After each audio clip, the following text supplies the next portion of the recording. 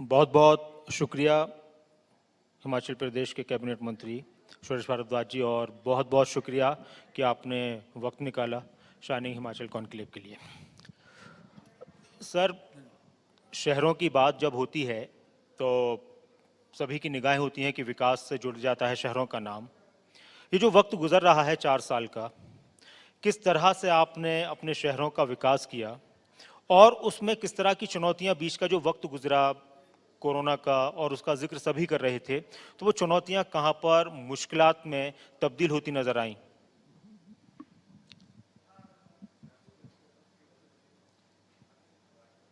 देखिए, शहर हिमाचल प्रदेश में बहुत कम है। हिमाचल प्रदेश की 90% आबादी गांव में रहती है, जो 2011 का सेंसस है उसके मुताबिक, और 10% शहरी आबादी है। लेकिन 2011 के बाद शहरीकरण जो है वो ज़्यादा तेज़ी से हुआ है, और ग्रोथ जो है शहरों की वो हिमाचल प्रदेश में लगभग इन 10 वर्षों में जो है वो 15 से 20% जो है वो बढ़ी है। नई सेंसस होगी तो निश्चित रूप से जो है वो शहरी और ग्रामीण आबादी में जो है वो अंतर आ जाएगा, क्योंकि शहर बढ़े हैं। पिछले 4 वर्षों में हिमाचल प्रदेश में शहरों में, एक तो हम बताएं कि शिमला जो है वो एकमात्र म्युनिसिपल कॉरपोरेशन थी, नगर निगम था। उसके बाद स्मार्ट सिटी प्रोजेक्ट आया केंद्र सरकार का, तो पिछली सरकार के समय धर्मशाला को आनन फानन में नगर निगम का दर्जा दे दिया गया। लेकिन हमने अपने जो स्वर्णिम दृष्टिपत्र चुनाव के समय भारतीय जनता पार्टी ने दिया था, उसके अनुसार जो है वो नई नगर निगम बनाई, और इन 4 वर्षों में 3 नए नगर निगम बने हैं, और कुछ नगर परिषदों का दर्जा बढ़ा है, और 6-7 जो है वो हमने नई नगर पंचायतें बनाई हैं। हालांकि समय कम था, क्योंकि मेरे पास पहले जो है वो शिक्षा विभाग था। अभी 1 वर्ष के लगभग का कार्यकाल हुआ है जिसमें हमने जो है वो ये विभाग संभाला है। तो उसमें 3 नई नगर निगम, 7 नगर पंचायतें जो है बड़ी हैं, जिसका अर्थ है कि अभी शिमला का शहरीकरण जो है वो ज़्यादा बड़ा है। हालांकि अभी और भी कुछ ऐसे स्थान हैं जिनको नगर पंचायतें बनाया जा सकता था। और इन 4 वर्षों में नगरों की दृष्टि से अगर हम कहें तो केंद्रीय सरकार के प्रोजेक्ट्स आते रहते हैं। पहले JNNURM के नाम से जो है एक प्रोजेक्ट था, उसमें शिमला शामिल था, लेकिन उस समय जो है वो उस प्रोजेक्ट का हम बहुत ज़्यादा फायदा नहीं उठा पाए। फिर हमारे कार्यकाल में जो पिछले 4 वर्षों का है, आदरणीय वेंकैया नायडू जी जो हमारे उपराष्ट्रपति हैं, वो अर्बन डेवलपमेंट मिनिस्टर थे, उन्होंने शिमला को और कुल्लू को अमृत मिशन, अटल जी के नाम से ये मिशन है, अमृत के नाम से, तो उसके अंतर्गत लाया, जिसमें लगभग शिमला में जो है वो 283 करोड़ रुपए के नए जो प्रोजेक्ट्स हैं वो प्रारंभ भी हुए और बहुत सारे बन भी गए हैं। आप शिमला में बहुत सारे स्थानों पर जो है वो आजकल ओवरब्रिज देखते होंगे, वो ओवरब्रिज अधिकांश जो है वो अमृत मिशन के अंतर्गत बने हैं। शिमला में नाले बहुत ज़्यादा हैं। अंग्रेज़ों के समय, क्योंकि ये राजधानी थी हिमाचल प्रदेश अपने पूरे इंडिया की, ब्रिटिश इंडिया की, और अगर मैं कहूँ तो ये सारे दुनिया की आधी आबादी पर अंग्रेज़ों का राज था जो शिमला से चलता था। तो यहाँ पर जो है वो बहुत सारे नाले इत्यादि बने हुए थे जो उस समय उन्होंने बनाए थे, जो जीर्ण अवस्था में थे। उन सब की चैनलाइजेशन जो है वो अमृत मिशन के अंतर्गत हुई है। इस तरह से बहुत सारे काम जो है अमृत मिशन के अंतर्गत यहाँ हुए, और इसी प्रकार से कुल्लू में हुए। कुल्लू भी अमृत मिशन के अंतर्गत जो है वो लाया गया था। फिर प्रधानमंत्री शहरी जो है वो आवास योजना है, उसके अंतर्गत जो है वो बहुत बड़ी संख्या में लगभग 4,500 मकान जो है वो बना करके जो है वो शहरी गरीब जो जनता है उनको दी गई। हालांकि शहरों में एक मकान बनाने की दिक्कत है कि ज़मीन नहीं होती। ग्रामीण क्षेत्रों में गरीब आदमी के पास इतनी ज़मीन है, आबादी देह में है या दूसरी ज़मीन है, उसमें वो मकान बना सकता है। लेकिन शहरों में तो ज़मीन भी आवंटित करनी पड़ती है अगर वो अवेलेबल हो जाए। और हिमाचल में एक मुश्किल इस बात के लिए ये है कि एक तो हमारा जो फॉरेस्ट कवर है उसमें हम छेड़छाड़ नहीं कर सकते हैं बहुत ज़्यादा, क्योंकि सुप्रीम कोर्ट के भी डायरेक्शंस हैं। फिर फॉरेस्ट कंजर्वेशन एक्ट जो बना है उसके अंतर्गत FCA की परमिशंस चाहिए होती हैं और केंद्रीय सरकार से उसकी जो है वो परमिशन की आवश्यकता पड़ती है। तो इस कारण से जो है वो शहरों में जो है वो ज़मीन का मिलना बहुत मुश्किल काम होता है। लेकिन उसके बावजूद हमने लगभग 4,500 जो है वो शहरी जो गरीब लोग हैं उनको अब मकान आवंटित किया है। एक चीज़ ज़मीन की बात है, बहुत सी ऐसी जो सार्वजनिक संपत्तियां होती हैं उसको लेकर विपक्ष आरोप लगाता है कि हर एक चीज़ को निजी हाथों में सौंपा जा रहा है। आप वरिष्ठ नेता हैं, वरिष्ठ मंत्री हैं, किस तरह से देखते हैं निजीकरण किस हद तक ज़रूरी है, कितना सही है, या पूरी तरह निजीकरण कर दिया जाए ताकि उससे क्या ज़्यादा विकास होता है? नहीं, देखिए, जो विपक्ष हिंदुस्तान में है या हिमाचल प्रदेश में है वो अभी तक भी अपनी पुरानी मानसिकता को जो है उसको छोड़ नहीं सका है। क्योंकि जब हिंदुस्तान आज़ाद हुआ, पंडित जवाहरलाल नेहरू के नेतृत्व में सरकार बनी और बहुत सारे जो उस समय के नेता थे, दुनिया भर में जो है वो उस समय लेफ्टिज्म, मार्क्सिज्म का जो है ज़माना था, उससे प्रभावित होकर के हिंदुस्तान में भी सोशलिज्म के नाम पर जो है वो हम मार्क्सिज्म जो है यहाँ पर प्रारंभ करने में लगे रहे। हालांकि वो पूरी तरह से ना तो मार्क्सिज्म ला पाए, ना ही हम जो है वो किसी दूसरी व्यवस्था में रह पाए।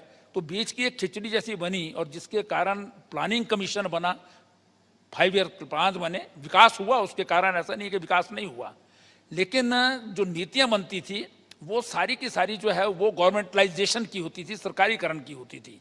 और सरकार के पास इतना पैसा नहीं था। और सरकार जब काम करती है, जो PSUs बनते हैं वो सब घाटे में चले जाते हैं। मतलब बिजनेस करना जो है सरकार का काम नहीं होता है, सरकार का काम है फैसिलिटेट करना। तो इस दृष्टि से डॉक्टर मनमोहन सिंह ही आए, उससे पहले लिबरलाइजेशन शुरू हो गई थी, लेकिन डॉक्टर मनमोहन सिंह ने जो है वो इकोनॉमी को जब ओपन किया तो उसके बाद अब जो वर्तमान स्थिति है, हमारी वर्तमान सरकार है आदरणीय नरेंद्र मोदी जी के नेतृत्व में, दुनिया की हम जो है वो इन्वेस्टमेंट जो है वो इनवाइट कर रहे हैं। उसमें बहुत सारे चीज़ें हैं जिसमें आप गवर्नमेंटलाइजेशन, गवर्नमेंट के जो रूल्स रेगुलेशन और उसके कारण जो भ्रष्टाचार उत्पन्न होता है वो सारी चीज़ें जो है वो ख़त्म हो जाती हैं।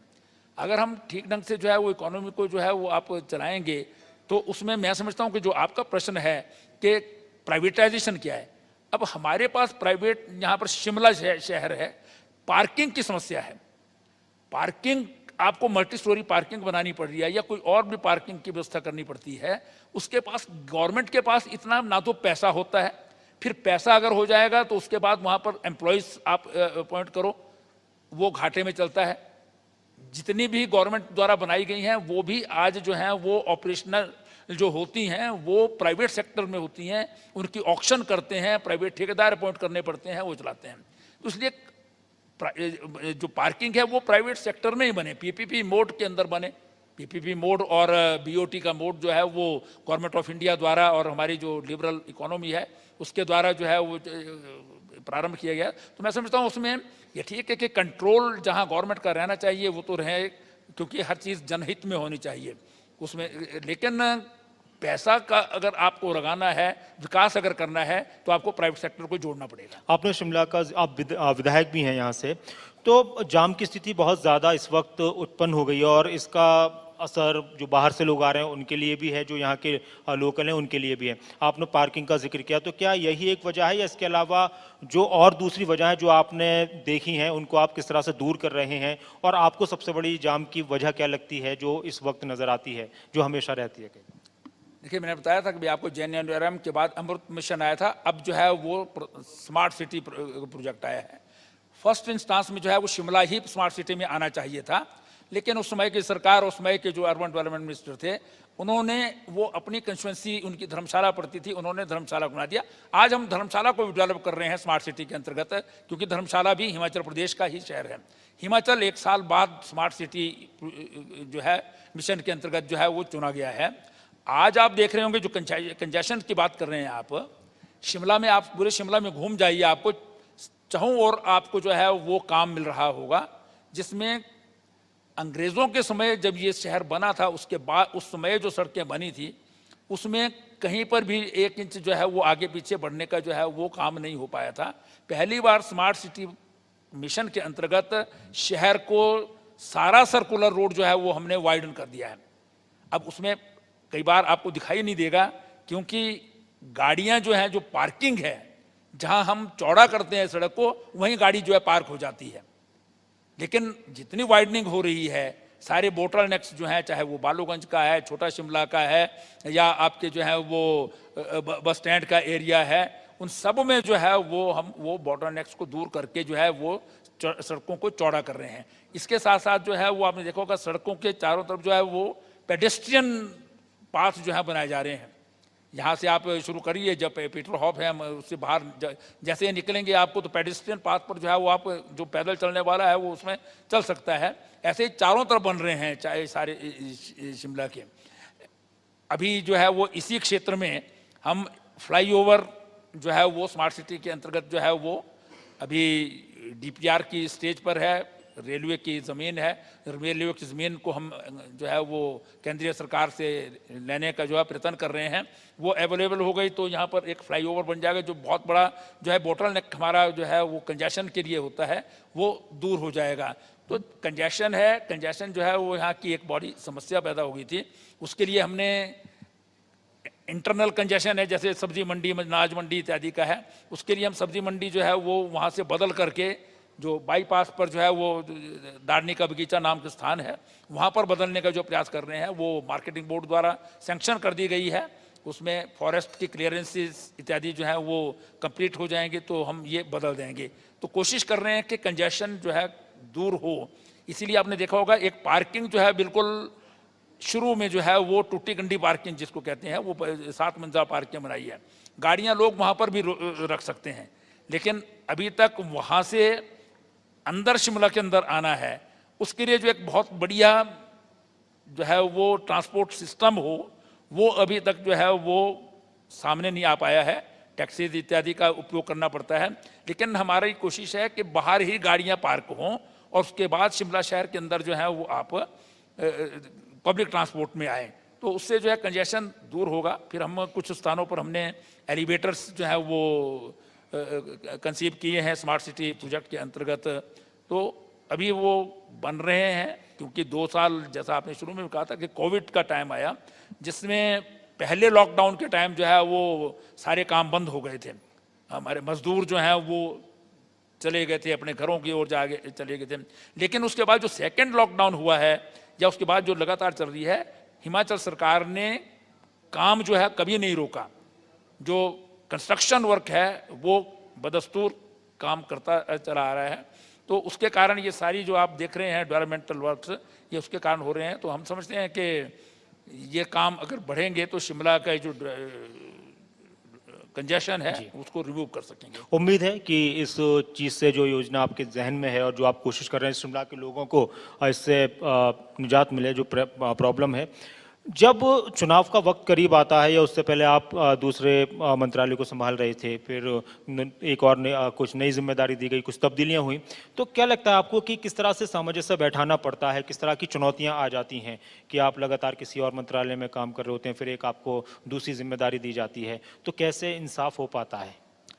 देखिए, हिंदुस्तान का जो है वो एक सिस्टम ही है। यहाँ पर आप ब्यूरोक्रेटिक लेवल पर भी देखते हैं, एक अधिकारी एक विभाग को देखता है, उसके बाद जो है वो दूसरे साल जो है वो दूसरी जगह चला जाता है, और 2 साल के बाद जो है वो लगभग बदलते ही हैं। इसी प्रकार से जो है कई बार पॉलिटिकल सिस्टम में भी ये मुख्यमंत्री जी का आउटलुक होता है कि वो उसको कौन व्यक्ति कहाँ पर जो है उचित लगता है। हालांकि हिमाचल प्रदेश में शिमला एकमात्र ऐसी कंस्टिट्यूंसी है जो मेरा जो है वो विधानसभा क्षेत्र है जो प्योरली अर्बन है। 100% अर्बन कंस्टिट्यूंसी सिर्फ शिमला है। बाकी 50-50 होगा, 1/3 होगा, ऐसी कुछ कंस्टिट्यूंसी हैं, लेकिन 50 हैं। तो इसलिए प्रारंभ में जो है वो पार्टी नेतृत्व ने किस आधार पर दिया विभाग, और बाद में बदल करके मेरे मन मुताबिक जो है वो विभाग दे दिया जो मेरे से कंसर्न था। तो काम, लेकिन सरकार में सतत प्रक्रिया है, हर एक व्यक्ति काम करता है, उसमें जो है वो नज़रिया थोड़ा थोड़ा अलग होता है या काम करने का तरीका जो है वो अलग हो सकता है, लेकिन काम जो है लगातार जो सरकार की पार्टी की प्रायोरिटीज़ हैं उसके मुताबिक होता रहा है। तो उसमें पूरे 4 साल में जो है वो विभिन्न प्रकार के काम हो गए। तेज़ी जो है वो शायद अलग अलग समय पर अलग अलग व्यक्तियों के कारण हो सकती है, लेकिन काम तो हमेशा होता रहा है। सहकारिता विभाग भी आपके पास है।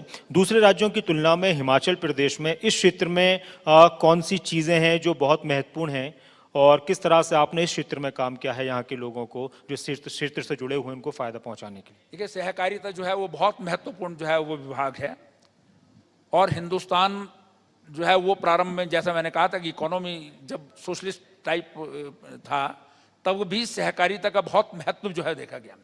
और हिमाचल प्रदेश जो है वो सहकारिता के क्षेत्र में जो है वो पायनियर स्टेट है। In 1892 first cooperative society was registered in village Panjawar of district Una in Himachal Pradesh, जिसका अर्थ है कि जनक ही हिंदुस्तान में जो है वो कोऑपरेटिव का हिमाचल प्रदेश है। और इस क्षेत्र में जो है वो बहुत सारे काम जो है हुए हैं। इनिशियली हिमाचल प्रदेश में टोटल जो पीडीएस का जो डिस्ट्रीब्यूशन सिस्टम है हमारा, एसेंशियल कमोडिटीज़ का पब्लिक डिस्ट्रीब्यूशन सिस्टम, वो कोऑपरेटिव्स के द्वारा जो है होता था। आज भी लगभग 85% जो पब्लिक डिस्ट्रीब्यूशन सिस्टम है वो कोऑपरेटिव सोसाइटीज़ करती हैं, क्योंकि इसमें जो है वो फंक्शनिंग में डेमोक्रेटाइजेशन है। डेमोक्रेटिक गांव की अपनी सोसाइटी होती है, वो उनकी इलेक्शंस होते हैं, वो अपने नुमाइंदे चुनते हैं, वो ये काम करते हैं। फिर हमारे क्रेडिट का काम, अगर आप कांगड़ा, हिमाचल, ऊना, हमीरपुर में जाएंगे तो जो हमारी सोसाइटीज़ हैं वो बहुत सारे जो बैंक हैं बहुत सारे स्टेटों में उनसे ज़्यादा अच्छा काम करते हैं।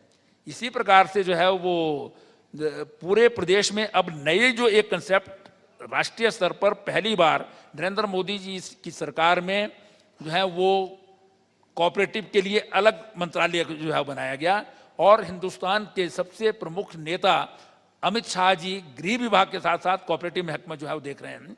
और उसमें एक जो नई कंसेप्ट जो है वो एफपीओस का, फार्मर प्रोड्यूसर ऑर्गेनाइजेशन का जो है उन्होंने देखा है। उसमें सारे हिंदुस्तान में जो है वो 10,000 एफपीओस बनाने का उन्होंने सपन लिया है।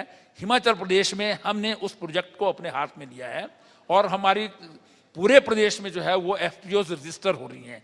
हमारी सेब की इकोनॉमी 5,000 करोड़ की इकोनॉमी है, उसको हम जो है वो अगर एफपीओस बना करके स्थानीय स्तर पर जो है वो इंफ्रास्ट्रक्चर क्रिएट कर दें, तो मैं समझता हूँ कि पूरे के पूरे हिमाचल प्रदेश के जो एग्रीकल्चर सेक्टर है, हॉर्टिकल्चर सेक्टर है, उसमें एक रेवोल्यूशन जो है वो आ सकती है।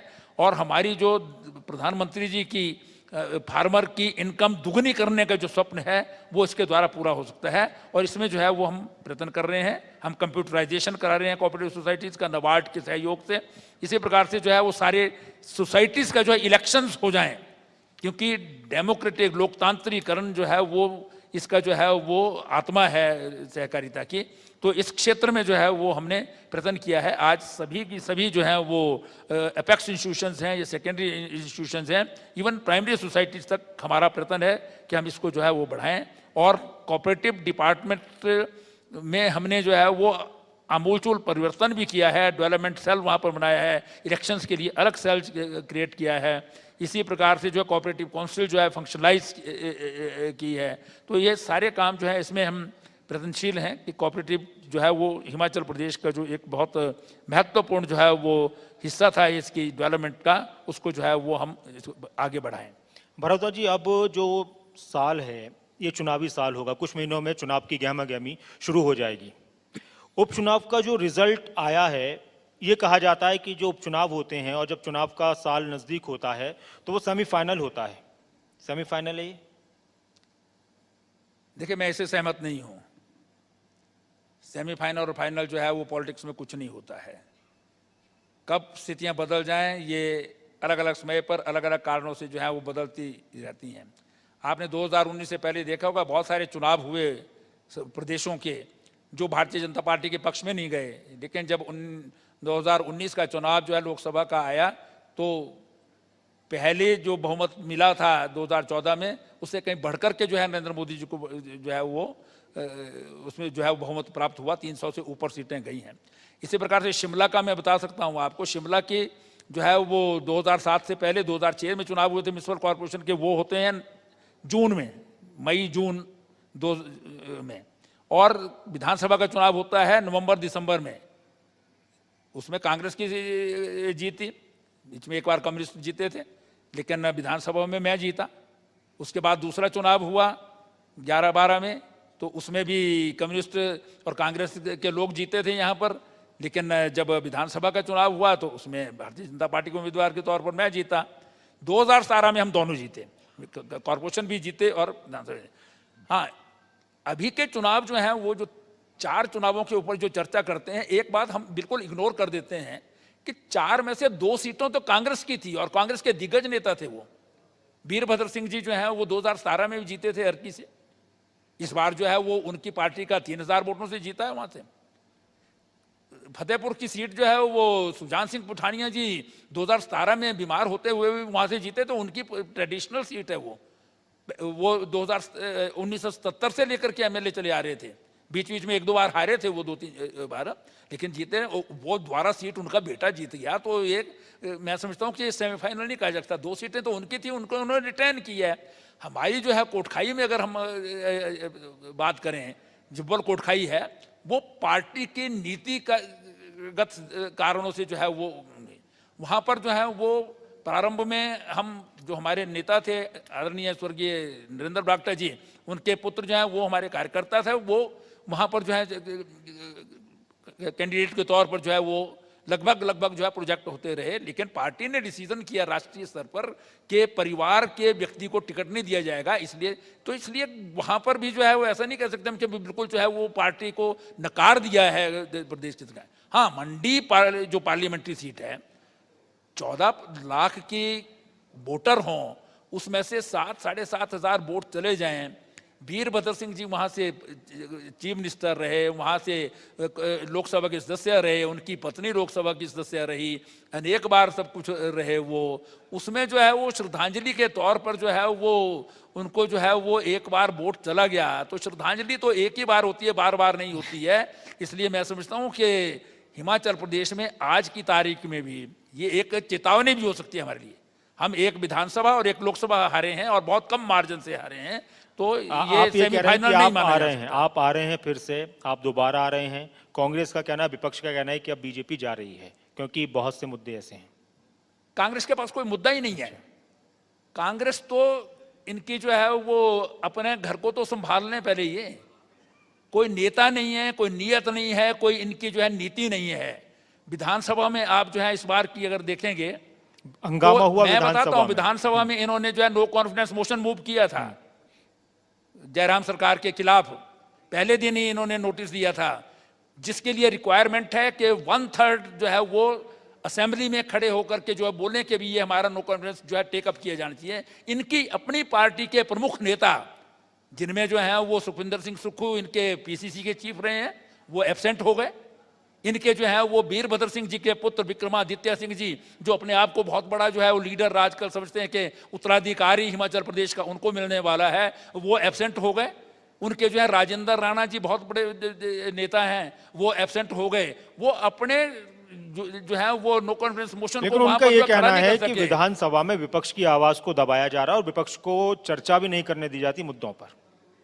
हिमाचल प्रदेश के इतिहास में पहला जो है ये अभी 5 दिन का सेशन हुआ है, जो 9 बजे तक भी जो है चर्चा होती रही है। और ये कांग्रेस के जो एक नियम 130 के अंतर्गत दिए गए प्रस्ताव थे, उन पर चर्चा होती रही है। एक भी दिन ये बता दें जिसमें जो है चर्चा नहीं हुई। हाँ, अगर ये 67 के ऊपर कहना चाहें, 67 जो है कि टोटल आप क्वेश्चन नंबर जो है वो समाप्त कर दो और इनकी चर्चा शुरू कर दो, ये कहीं नहीं होता है। उसके लिए आपको वो चीज, और वो भी नियम के विरुद्ध होता है इनका नोटिस। उसमें नियम में है कि एक अर्जेंट मैटर, इमरजेंट मैटर जो आवश्यक है, जिसके लिए हमारा जो है वो क्वेश्चन अवर सस्पेंड किया जा सकता है, उस पर अगर नोटिस आता है तो चर्चा होगी। और ये विधानसभा में भारतीय जनता पार्टी की सरकार है ठाकुर जयराम जी के नेतृत्व में, जिसने पहली बार कोविड की स्थिति पर नोटिस आया तो हमने सारी विधानसभा की कार्रवाई खत्म करके जो है चर्चा कराई है हर एक, इसलिए इनको हर एक चीज के लिए जो है वो चर्चा का अवसर दिया जाता है। पहली बार 28 घंटे चर्चा हुई है 5 दिन के विधानसभा के सेशन में, तो इसलिए मैं समझता हूं कि इट इज फैक्चुअली रॉन्ग जो ये कहते हैं कि इनकी आवाज नहीं होती है। हाँ, चर्चा होती है। अभी ये हम कोई अपना लेजिस्लेटिव वर्क लाते हैं, उसमें ये अपने, ठीक है, देखिए कांग्रेस का हाल तो ये है कि सीपीआईएम का एक एमएलए है, हर पर हमारा जो है वो लोकायुक्ता का प्रस्ताव जो है एक्ट अमेंडमेंट का आया, मंडी यूनिवर्सिटी बनाने का एक्ट आया, उसमें उन्होंने जो है वो सीपीआईएम के एमएलए ने अमेंडमेंट्स मूव की, टाइम के अंदर मूव की, लेकिन कांग्रेस विधायक दल की ओर से कोई अमेंडमेंट मूव नहीं की गई। तो कैसे कह सकते हैं कोई चर्चा है? मतलब वो वर्क ही नहीं करते हैं, काम नहीं करते हैं। विधानसभा में जो है वो उनकी परफॉर्मेंस जो है वो कंट्राडिक्टरी होती है एक दूसरे के। वो सिर्फ चीफ मिनिस्टर बनने के दावेदार बहुत हैं, उसके लिए जो है वो कोई राजीव शुक्ला को देख रहा है, कोई सोनिया गांधी जी के पास जा रहा है, कोई किसी तीसरी जगह जा रहा है, और हाउस के अंदर भी एक आदमी वॉकआउट घोषित करता है, दूसरे आदमी बैठे रहते हैं। तो इसलिए पहले इनको अपना घर ठीक करना चाहिए, उसके बाद जो है ये प्रदेश की बात करें। कोविड के दिनों में कहीं दिखाई नहीं दिया ये, कोविड के दिनों में जो है वो इनकी कोई कंट्रीब्यूशन नहीं है। यहाँ से लोग पलायन कर रहे थे, उनको राशन की आवश्यकता थी, उनको फूड पैकेट्स की आवश्यकता थी, खाने की आवश्यकता थी, तो सारी पार्टियों ने काम किया ना। भारतीय जनता पार्टी के लोगों ने पहले लॉकडाउन के टाइम भी, और जब सेकेंड लॉकडाउन हुआ है तो हमारा जो है सेवा ही जो है वो संगठन जो है इस बात का जो है जगत प्रकाश नड्डा जी के आह्वान पर सारे देश भर में जो है काम किया, और हिमाचल प्रदेश में भी लोगों ने काम किया। तो जनता का काम करेंगे, जनता की सेवा करेंगे, जनता के बीच में रहेंगे, और नेतृत्व प्रॉपर होगा। अगर इन्होंने कुछ प्रदेश के लिए जो है वो ठीक ढंग से काम करने के इनके पास जो है वो कोई नीति होगी, तब तो काम करें। ये विधानसभा में या विधानसभा के बाहर कोई जो है नहीं है। इसलिए मैं निश्चित रूप से कह सकता हूं कि इस बार हिमाचल प्रदेश का इतिहास बदलेगा और हिमाचल प्रदेश में भारतीय जनता पार्टी रिपीट करेगी। बहुत बहुत शुक्रिया सर, तमाम सवालों के अपने चिर परिचित अंदाज में जवाब देने के लिए, और बहुत बहुत शुक्रिया हमारे इस मंच पर तशरीफ लाने के लिए, पधारने के लिए। शाइनिंग हिमाचल कॉन्क्लेव खबरें अभी तक के मंच पर बहुत बहुत धन्यवाद आपका सर। बहुत धन्यवाद आपका। खबरें अभी तक को मेरी ओर से बहुत बहुत शुभकामनाएं। खबरें अभी तक हिमाचल प्रदेश में जो है वो बहुत तेजी से बढ़े, इस बात की जो है उम्मीद करता हूं, क्योंकि आपके चैनल के अतिरिक्त जो बाकी भी समूह है आपका, वो हिमाचल प्रदेश की बहुत क्षेत्रों में सेवा करता है। ये भी आगे जो है ज्यादा तेजी से बढ़े, इस बात की उम्मीद करता हूं। बहुत बहुत शुक्रिया, बहुत शुभकामनाएं आपका।